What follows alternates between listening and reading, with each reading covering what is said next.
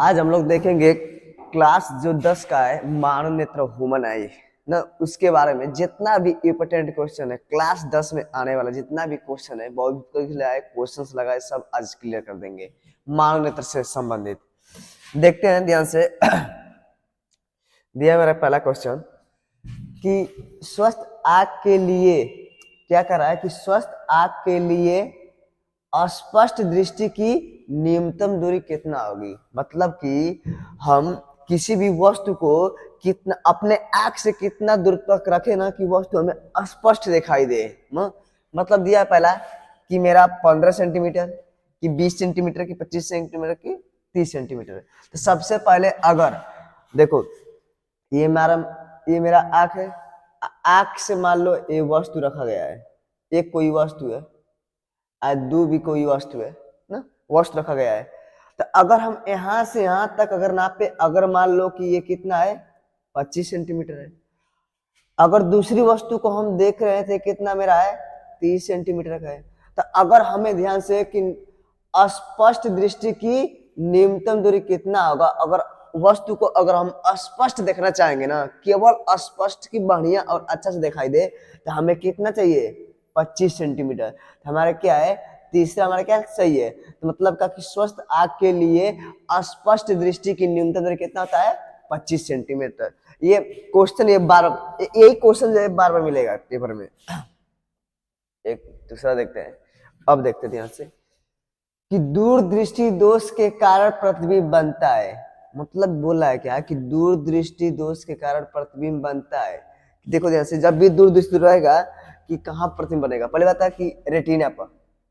Retina पर अगर देखो, रेटिना पर अगर वस्तु बनेगा तो हमारे आंख में कोई भी दिक्कत नहीं होगी, चाहे निकट हो चाहे दूर हो, ये सब कोई दिक्कत नहीं होगा। अगर रेटिना के अगर वस्तु आगे पीछे बनेगा ना, तो हमें दूर और निकट दृष्टि दोष होता है ना। तो इसमें कह रहा है ध्यान से कि दूर दृष्टि दोष के कारण प्रतिबिंब बनता है। तो अगर रेटिना पर आएगा तो हमें दूर और निकट दोष की कोई जरूरत नहीं है। अब जानना है क्या ध्यान से, रेटिना के आगे कब बनता है, जब रहेगा क्या हमारा निकट दृष्टि दोष। निकट दृष्टि ना दोष क्यों चाहिए, निकट दृष्टि दोष। तो निकट दृष्टि दोष जब रहेगा ना तो रेटिना के आगे बनेगा। अब देख क्या रेटिना के पीछे।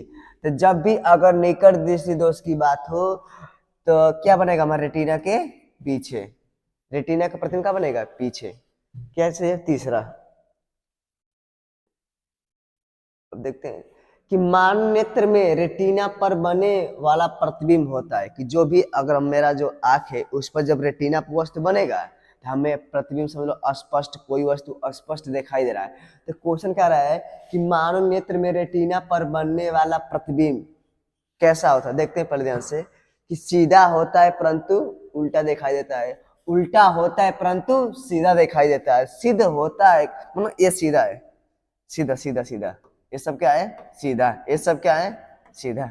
देखो सीधा होता है तथा सीधा दिखाई देता है, उल्टा होता है परंतु उल्टा दिखाई देता है। तो जब भी अगर रेटिना पर प्रतिबिंब बनता है तो हमें उल्टा होता है परंतु क्या देखा जाता है सीधा। क्या बोले हैं कि रेटिना पर जब भी प्रतिबिंब बनेगा तो उल्टा बनेगा, लेकिन हमारे मस्तिष्क द्वारा हमें आभास क्या होता है कि सीधा। तो बोल क्या है कि मानव नेत्र में रेटिना पर बनने वाला प्रतिबिंब उल्टा होता है परंतु हमें दिखाई क्या देता है सीधा। मस्तिष्क द्वारा हमें क्या देखा जाता है सीधा। अब अगला क्वेश्चन चलते हैं तीसरा चौथा। स्वस्थ नेत्र के लिए दूर बिंदु होता है। बोला क्या है कि स्वच्छ नेत्र के लिए दूर बिंदु कितना होता है। पहले बोले निकट बिंदु कितना है 25 सेंटीमीटर, और दूर बिंदु कितना होता है अनंत। कह रहा है कि दूर मतलब कि कितना भी दूर रखे तभी भी वस्तु में दिखाई देगा, या छोटा दिखाई दे या बड़ा दिखाई दे लेकिन तभी भी वस्तु दिखाई देगा। तो कितना होगा अनंत। अगर अनंत पर भी वस्तु रख रहे हैं तो हमें तभी क्या दिखाई देगा कुछ ना कुछ दिखाई देगा। तो ये कह रहा है कि स्वस्थ नेत्र के लिए दूरबिंदु कितना होता है, तो दूरबिंदु कितना होता है हमारा अनंत होता है। चौथा, इसमें से दो ही क्वेश्चन मिल सकता है। पहले दिया है क्या कि दूरबिंदु एग्जाम के लिए सही है, और ध्यान से एक होता है निकट बिंदु। क्या? निकट बिंदु कितना होता है मेरा? 25 सेंटीमीटर। ये भी आईएमपी इंपोर्टेंट होता है ना पेपर के लिए, क्लास 10 वाले के लिए, क्लास 10। अब देखते हैं यहां से, दूरदृष्टि दोष को दूर करने के लिए कौन सा लेंस का प्रयोग किया जाता है? मतलब कि जब भी हमारे आंख में अगर दूरदृष्टि दोष है तो उसको दूर करने के लिए कौन सा लेंस का प्रयोग किया जाता है? कौन सा लेंस का?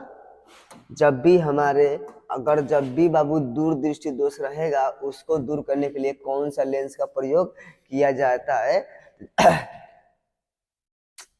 कौन सा लेंस? उत्तल लेंस। दर्पण तक काम ही नहीं आएगा,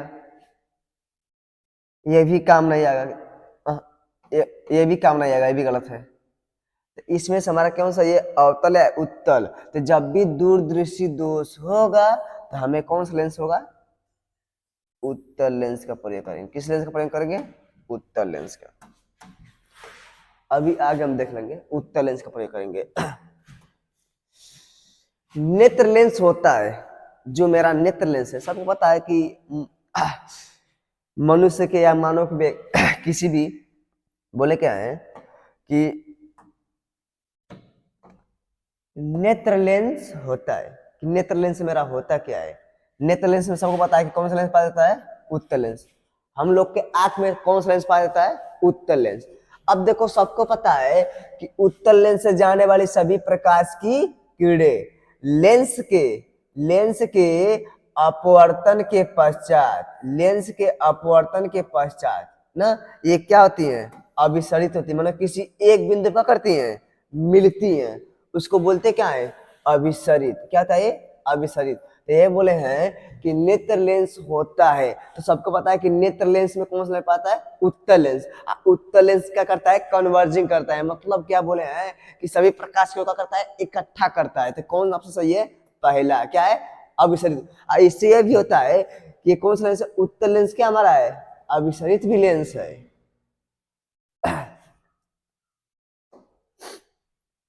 यहाँ से जो भी मानव नेत्र ह्यूमन आई वाला चैप्टर है क्लास 10 वालों के लिए पूरा जो पढ़ा रहे इसमें से एक भी बार नहीं आएगा।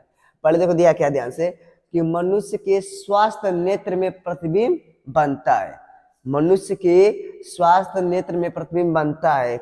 देखते हैं कि मनुष्य के आंख में प्रतिबिंब कहाँ पर बनता है। तो सबसे पहली बात है ध्यान से कि प्रतिबिंब देखो पहले ध्यान से, रेटिना पर बनता है कि रेटिना के आगे बनेगा कि रेटिना के पीछे बनेगा कि अनंत पर बनेगा। तो सबसे पहले हम देखते हैं कि जब भी एक मिनट अगर मनुष्य के स्वास्थ्य नेत्र में प्रतिबिंब बनता है तो सबसे पहले कहां बनेगा? रेटिना पर। कहां बनेगा?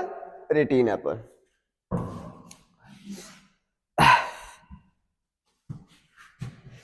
निकट दृष्टि दोष को दूर करने के लिए कौन सा लेंस का प्रयोग किया जाता है? वो क्या बोले हैं? दूरदृष्टि दोष को दूर करने के लिए। इसमें क्या कर रहा है कि निकट दृष्टि दोष को दूर करने के लिए कौन सा लेंस का प्रयोग किया जाता है? तो सबसे पहले बाबू दर्पण का काट दा।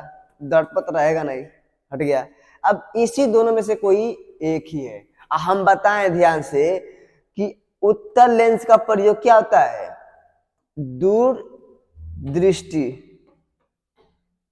दूरदृष्टि के लिए होता है। सबको पता है बाबू कि उत्तल लेंस के लिए बाबू दूरदृष्टि लेंस का प्रयोग किया जाता है। लेकिन जब भी अगर बाबू निकट की बात आ जाए तो बोलते क्या है? अवतल लेंस का प्रयोग किया जाता है। कौन सा लेंस का प्रयोग किया जाता है? अवतल लेंस का प्रयोग किया जाता है। अब देखते हैं यहां से, आंख में प्रवेश करने वाली प्रकाश की मात्रा को नियंत्रित कौन करता है? मतलब कि जो भी हमारे आंख में प्रकाश आ रहा है तो उसको नियंत्रण कौन करता है? मतलब कि कभी भी प्रकाश ज्यादा जा सकता है तो कभी कभी लगता है चकचोनी लगने लगता है ना। तो जब भी अगर प्रकाश